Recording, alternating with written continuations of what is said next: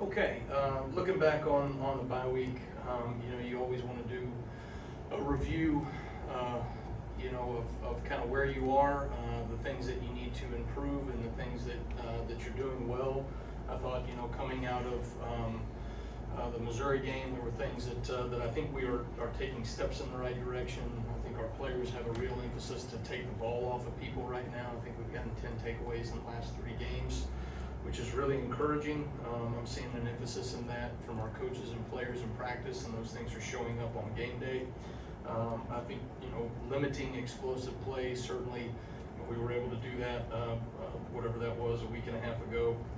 We gave up 4 explosives, and really 3 of those 4 were in the last series of the game when we had some young guys in that gave up some explosive runs, and so we certainly got to get those things cleaned up. That was not nearly to the standard. We were fortunate to get a 4th down stop there at the end with some older guys that have a lot of pride and wanted to get back in the game. So, and then we had 15 explosives as an offense. And then I thought, 3rd downs, that's been an area that we've been deficient in, and I think we're taking steps in the right direction there. Some things that we're doing fundamentally, some things that we're doing schematically, just making tweaks so that we can give our players the best chance to be able to get people off the field and get the ball back to our offense. So looking into the bye week, those were things that we were able to do and kind of build off of from a momentum standpoint. I like the demeanor of our players right now. I think they're in a really good position. I think they are very hungry to get back out on the field.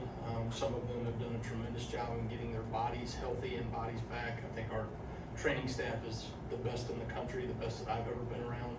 And credit to our players and training staff for having a sense of urgency in the bye week to get ourselves in as healthy a position as we can heading into the last 4 games of the regular season and then beyond. So looking ahead to LSU, this is a very explosive football team. A lot of athletes that are on the field. I think Coach Kelly is obviously. His resume speaks for itself, and the success that he's had at multiple places and the way that he manages his football team. Have a lot of respect for Joe Sloan, their offensive coordinator I've known for a number of years, and he's really done a great job kind of wherever he's been. And Frank Wilson was my position coach at one time in college, and a number of guys on their offensive staff that I think do a really good job. And then from an offensive standpoint, I think you can talk about the quarterback all day long. I think Nussmeier, he's a coach's kid. You can tell he's been very well trained, knows where to go with the ball, has great answers. Is probably, to me, up there, with the Carson Becks of the world in terms of his ability to see the field and make great decisions. He's as good as we've seen this year. Aggressive with the ball. I know sometimes that has gotten them in trouble, but it's also created a lot of explosive plays that they've been able to make because he's aggressive, and certainly he's got players on the perimeter and in their tight end room that will go up and get the football. Even if guys are covered, he's going to throw the ball, so we're going to have to make plays and contested catches and do a great job against an explosive team with a great quarterback, an awesome system, and one of the best environments, in college football. So be a great challenge for us, one that I think our players are certainly looking forward to on Saturday. Thank you, Coach. We'll start right here in front. Nick? Yeah, Kane, do you think that the recent, momentum that this defense has is just a result of guys understanding your system better and just them developing, or what would you attribute it to? I think, I think the answer is probably yes in a number of facets. I think our guys, certainly there's going to be a learning curve, right, and some of the things that, that guys are understanding our system on a more dynamic level and recognizing, when to take chances and when not to take chances. I think that's a big piece of it. And then, you've got some guys that have experience, and maybe they have experience in different systems, but then you have some guys that have little experience and they're starting to grow and learn. And so I like where we're headed. I think we are in a position to be able to continue to improve defensively and get better as the season goes on. I told our players this the other day. Look at college football right now. Right now it's hard for everybody. Winning is hard in the SEC. It always has been, but I would argue now more than ever, finding ways to get better as a football team ultimately is going to make the difference in the last part of the season here in terms of who is considered a successful football team. And so I think we're trending in the right direction there, but long way to go in some areas. Far left, Chase. Kyron Lacey's been pretty explosive for LSU. Had a big game against A&M a couple weeks ago, even though they lost. What do you see in his talent, and how do you try to contain that guy? Yeah, I remember Kyron, when he was in the Sun Belt. He was playing in Louisiana my first year as the head coach at South Alabama. And I think he transferred maybe the year after in 2022. Long physical presence, does a great job with the ball in the air. I think he makes contested catches. I think he's grown so much as a route runner and really, someone that you can tell that Nussmeier really trusts to get the ball to, even in, situations where he's got body on body to go make a play for him. So very impressed with his skill set. He's got all the tools and can run and make contested catches. The makings of a great receiver. Right up in the middle here, Mike. Mike, I'll come to you. Seems like Jordan Renaud's played a bigger role lately. Just what does he bring to the table, and how do you decide when to put him on the field versus LT or Jamari? Yeah, I'm excited about Jordan Renaud. There's a number of young guys that I'm excited about, but that's certainly one to point towards. I think, Jordan is continuing to grow in our defense and understanding what to do. We talk about those things, right? Knowing when to take chances, when to take risks, all that goes on the back end, that goes up front. And then just doing your job at a more consistent level than maybe where he was at the beginning of the season. Credit him. You got two players, in Jamarian Latham and LT Overton that are playing good football right now. And so for him to elevate his game to be in the conversation and find ways, for us to have to find ways to get him on the field, I think speaks to who he is and the work that he's put in, but also I think dude's got a really bright future. All in back, Ryan. Coach, the last time you guys walked off the field, it was a shutout. How does that carry over, and what's your message to the guys? Just to take pieces, or do you flush it? Well, I think, I think one of the cool things about that shutout was the way in which it was done.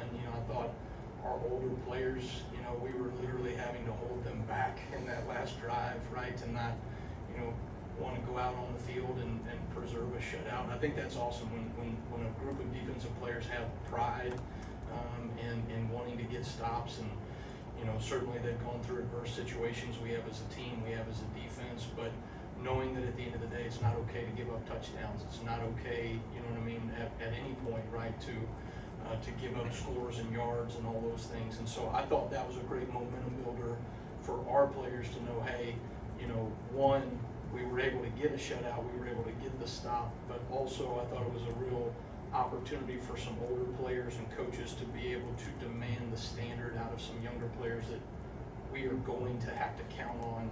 As the season goes, we've already counted on some of those players due to injuries. So I think certainly anytime you can get a shutout, especially in the SEC, I think you can build off of that momentum. Go to Tony here in the second row on the left. What have you seen from their tackle tandem? And then also, A&M was probably the first team to really exploit them. What can you kind of learn off of the A&M game to maybe replicate that? Well, I think, I think A&M, they do a great job on defense. Schematically, they're really good. Their personnel up front is as good as I've seen. Those guys do a really good job in one-on-one matchups, and I thought they did a great job of finding and creating one-on-one matchups based off of how they situated their personnel and were able to win, a number of those one-on-ones. And so that'll be the challenge for us. I thought they did some really good things that you can look at and say, okay, how does that fit what we do, and then kind of build off of it from there. But you kind of take little pieces from everybody. I thought, you look, Ole Miss played them really well for the vast majority of the game, and then just couldn't seem to get off the field at the end.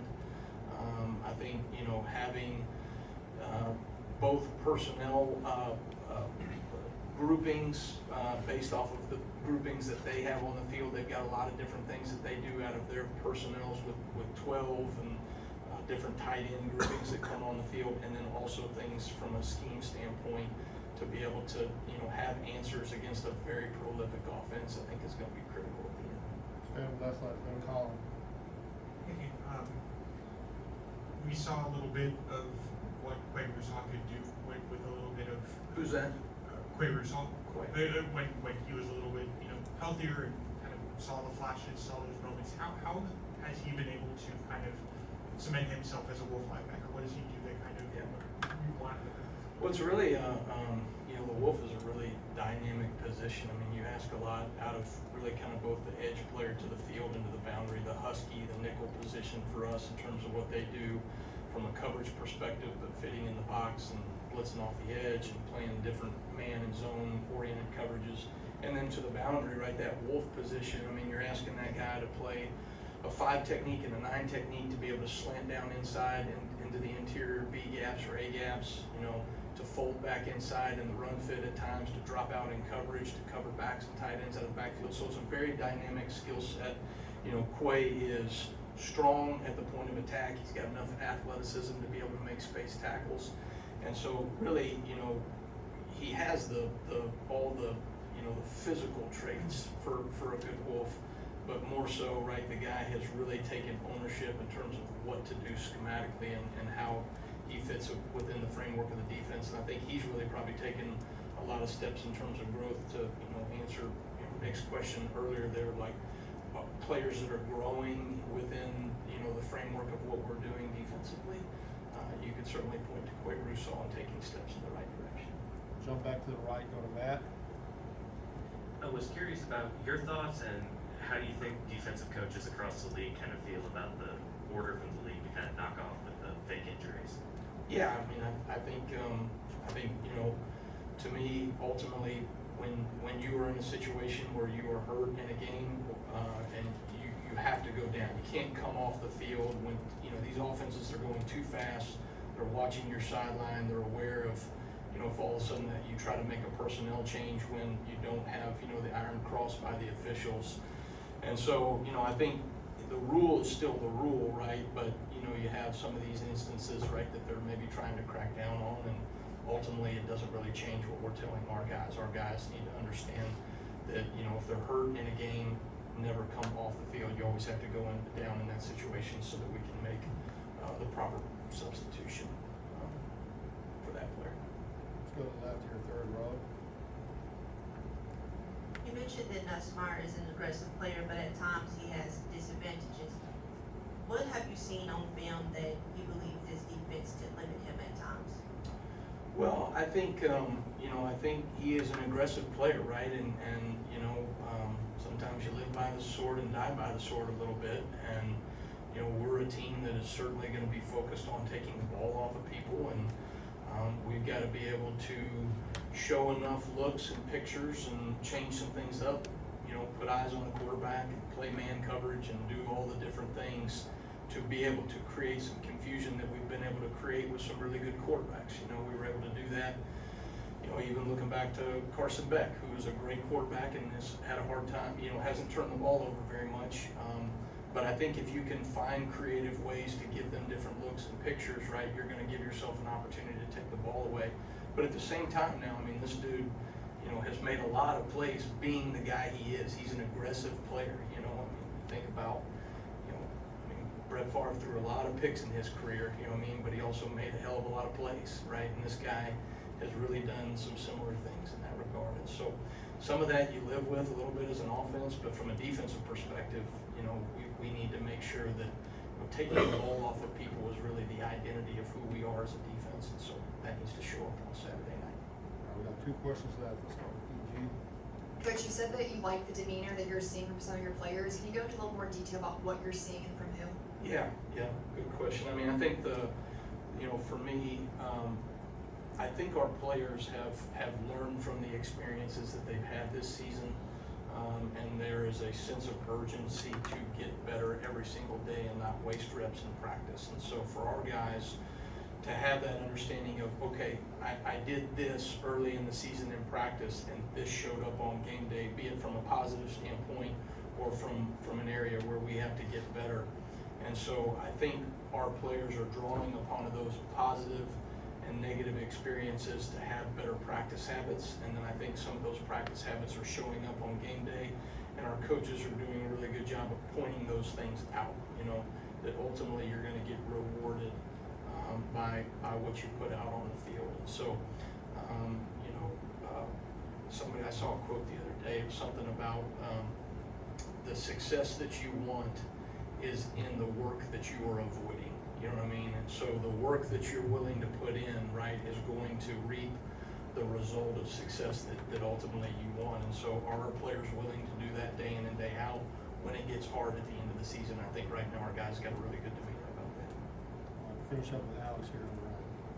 Talked a lot about the explosive plays and the receivers they have, but how tough is it as a coordinator when they've got Mason Taylor at the tight end position who they can really go to in crunch time? What does he do for them?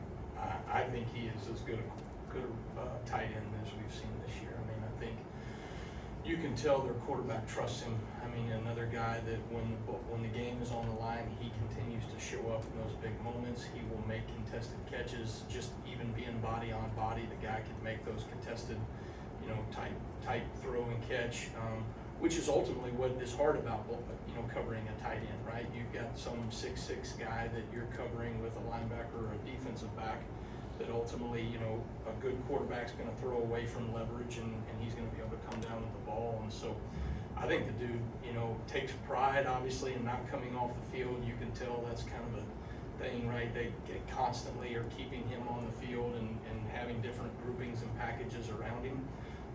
But, you know, tight ends, man, when you have a good tight end that can do things in the run game well enough and then ultimately be dynamic in the passing game, that's why those guys are so valuable, you know, in the professional league right now, because they're rare, but they're really hard to defend, you know, for a number of reasons. So we'll have our work cut out for us. All right, thank you, Coach. All right, thanks guys for the time.